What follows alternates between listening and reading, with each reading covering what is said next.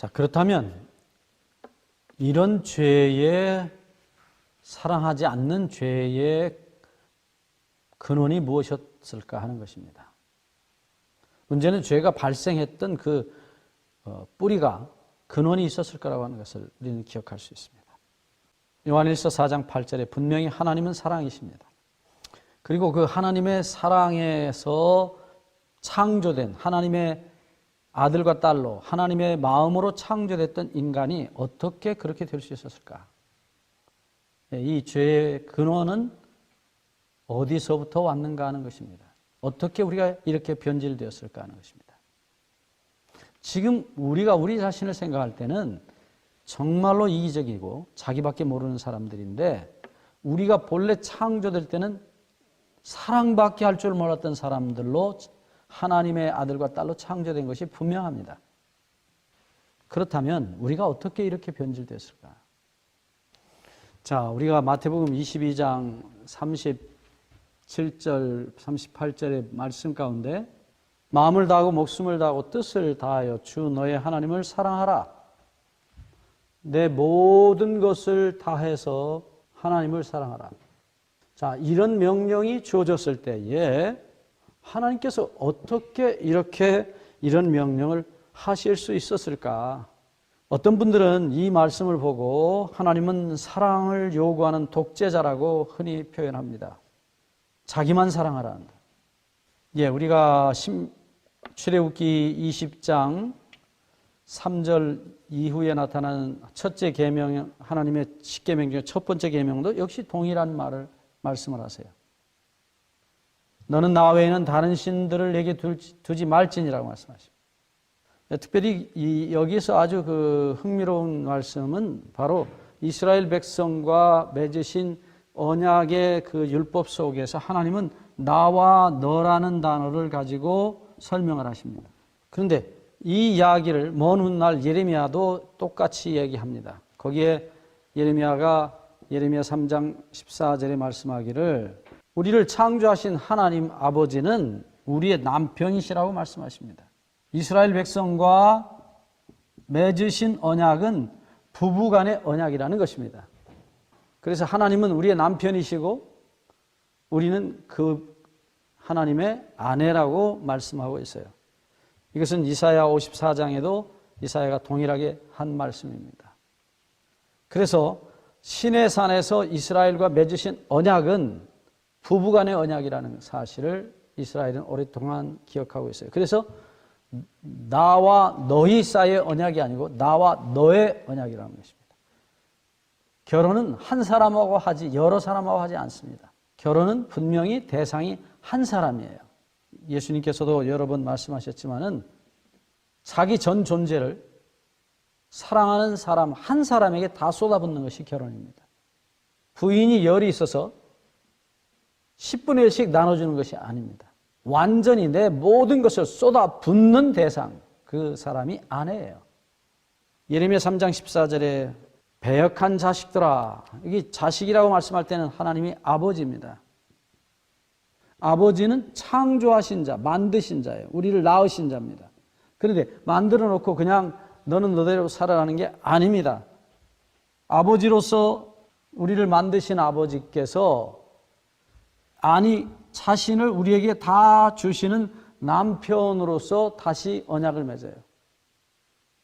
이게 소위 시내산 언약입니다. 이스라엘 백성과 맺은 언약이에요. 그래서 그 언약 10계명 가운데 나타나는 단어는 거듭 말씀드리지만 나와 너예요.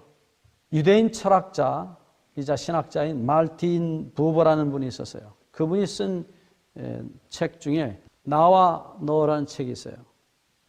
이 말틴 부버가 말씀하고 있는 것은 많은 사람들이 나와 너의 관계가 아닌 나와 그것의 관계로 산다는 것입니다. 그러니까 사랑하는 아내를 볼 때 그 아내의 예쁜 그것을 보는 것입니다. 또 혹은 사랑하는 남편을 볼 때 그 남편이 가지고 있는 사회적인 어떤 명망이나 지위, 혹은 그가 가지고 있는 돈, 잘생긴 그 어떤 그것. 여러분, 우리는 그것과 사는 사람들이 아닙니다. 사람과 사는 것이죠. 나와 너의 관계가 아닌 나와 그것의 관계. 그건 정말 불행한 일이에요. 그것을 찾는 사람은 자기의 욕구를 채우기 위해서 그것을 찾는 것입니다. 그래서 그 욕구가 채워지면 만족해서 자기도 모르게 여보 사랑해 그렇게 말해요. 밥을 잘해주면, 아들을 낳아주면 사랑해 그래요. 왜? 자기 욕구를 채워줬기 때문에. 월급 봉투를 잘 갖다 주면 네, 남편의 뺨에 뽀뽀를 하면서 사랑해 그래요. 그거는 아닙니다. 하나님과의 관계도 그렇습니다. 우리가 우리 아버지 하나님과의 관계에 있어서 우리 아버지 하나님은 우리를 만드셨을 뿐 아니라 자기를 다 주시는 남편으로서의 언약을 다시 맺으셨어요. 그게 역력하게 나타난 것이 예수님의 십자가입니다. 자기를 다 주신 사랑, 피도 물도 다 쏟아주신 사랑하는 아내가 저지른 죄를 다 자기 목숨을 지불해서 갚으시는 아버지 혹은 남편으로서의 모습입니다. 그런데 이렇게 하나님께서 내 모든 것을 다해서 나를 사랑하라 라고 말씀할 때는 분명히 기억하셔야 됩니다.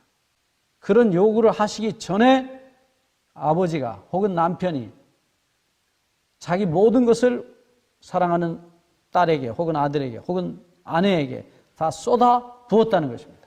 이 말씀은 우리가 분명히 아셔야 될 사실은 모든 것을 다해서 하나님께서 우리를 사랑하셨기 때문에 그 사랑에 반응하라. 내가 주는 사랑을 받아서 너도 나를 그렇게 사랑해달라는 부탁이에요. 우리 부모들이 자식들에게 어떤 대가를 요구하고 사랑하는 것은 결코 아닙니다. 내가 이렇게 너를 잘 길러줄 테니까 늙어서 네가 나를 잘 봉양해야 된다. 그런 조건 걸고 자식을 사랑하는 사람은 없습니다. 무조건적인 다 쏟아붓는 사랑을 자식에게 쏟아부을 때 자식이 그 사랑을 받고 그 사랑에 좀 10분의 1, 100분의 1이라도 반응을 하게 되는 거예요. 그렇게 하지 않을지라도 여전히 부모는 자식을 모든 걸 다해 사랑합니다. 돌아가신 저희 선친께서 제가 아들을 낳고 사는데 한 번은 저를 부르셔서 그런 이야기를 하셨어요. 저희 돌아가신 아버님은 효자상을 거절한 유명한 효자예요. 부모를 잘 모시지 못해서 돌아가시게 만든 자식이 무슨 효자냐고 단 한마디로 거절하신 효자예요. 그런데 저를 보고 하시는 말씀이 이것이었어요. 야야, 부모가 자식에게 온 효도를 해야 자식으로부터 반 효도나 받을까 말까 한단다. 저는 깜짝 놀랐어요. 제 아버지가 효자이셨기 때문에 당신이 그렇게 하신 것처럼 저보고 너도 나를 그렇게 사랑하라 그렇게 말씀할 줄 알았더니 아니에요. 전혀 반대 말을 하신 거예요. 네 자식을 그렇게 공경하고 사랑하라는 거예요. 제가 우리 하나님 아버지의 심정을 조금 더 이해할 수 있었어요. 하나님께서 우리에게 모든 것을 다 쏟아 부으셔서 그 사랑에 반응하는 것을 보시기를 그렇게 원하셨던 것이에요. 자, 내 하나님을 모든 것을 마음을 다해서 목숨을 다해서 뜻을 다해서 사랑하라. 그 말의 뜻이 뭡니까? 내가 너를 목숨을 다해서 내 모든 것을 마음을 다해서 뜻을 다해서 너를 사랑한 이 사랑을 제발 받아주라는 것입니다. 우리가 말의 뚜껑을 열고 그 말 속에 담겨져 있는 내용을 잘 읽을 수 있어야 합니다. 그것은 분명하게 하나님께서 내가 너에게 내 마음과 목숨과 뜻을 다 쏟아 부어서 너를 사랑하는 이 사랑을 받아주라. 그렇지 않으면 네가 나를 그렇게 사랑할 수 없을 것이라고 말씀하시는 거예요. 분명히 자식이 부모를 사랑하는 것은 부모가 주신 사랑을 가지고 부모를 사랑하는 것입니다. 그래서 사랑하라는 말이 아니라 사랑을 받아주라는 말씀이에요. 그러니까 죄는 뭐냐? 그 부모의 사랑을 받아들이지 않는 그것이 바로 죄라는 것입니다. 누구의 사랑을 받아들입니까? 마귀와 죄, 사단의 사랑을 자기를 사랑하는 그 사단의 사랑을 받아들였을 때에 아무 조건 없이 본능적으로 우리에게 모든 것을 쏟아 부으신 하나님 아버지의 사랑을 우리가 잃어버리게 된 것입니다. 그래서 결과적으로 우리의 유전자가 바뀌고 우리는 우리만을 사랑하는 마귀의 종자로 바뀐 것입니다. 그것이 죄예요. 하나님의 사랑으로부터 빗나간, 하나님의 사랑의 마음으로부터 빗나간 상태인 것입니다. 죄가 어떻게 생겼을까요?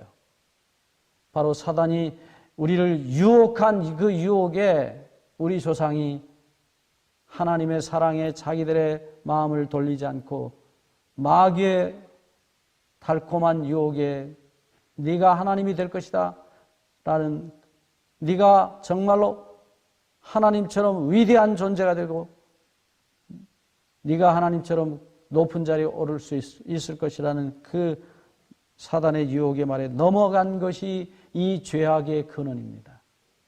다시 말합니다. 하나님의 사랑의 근원으로부터 떠나간 것입니다. 다른 말로 말하면 하나님의 사랑의 마음을 믿지 아니한 것입니다. 그 믿지 아니함이 불순종을 낳은 것입니다. 그래서 우리도 마귀처럼 자기만을 사랑하는 존재로 우리의 유전자가 바뀐 것입니다. 그래서 이제는 시키지 않아도 자기 자신만을 사랑하는 일에 익숙해진 존재가 됐어요. 우리 아버지가 다시 우리를 부르십니다. 네가 아무리 망가졌을지라도, 아무리 독사같이 되었을지라도 내게로 돌아오라고 말씀하십니다. 너를 영원히 사랑하는 변하지 않는 내 사랑의 품으로 돌아오라. 그것이 우리 지난 시간에 공부한 이사야 44장 22절의 말씀이에요. 너는 내게로 돌아오라. 착한 생활로 돌아오라가 아닙니다. 우리는 스스로 착한 삶의 열매를 맺힐 수가 없습니다. 왜냐하면 우리 나무가 이미 자기만을 사랑하는 이기심의 나무이기 때문입니다. 무슨 짓을 해도 이기심밖에, 악밖에는 나오지 않습니다. 위선밖에 나오지 않습니다. 사랑의 아버지, 우리 아버지께로 우리 모두 함께 돌아가시게 되기를 바랍니다.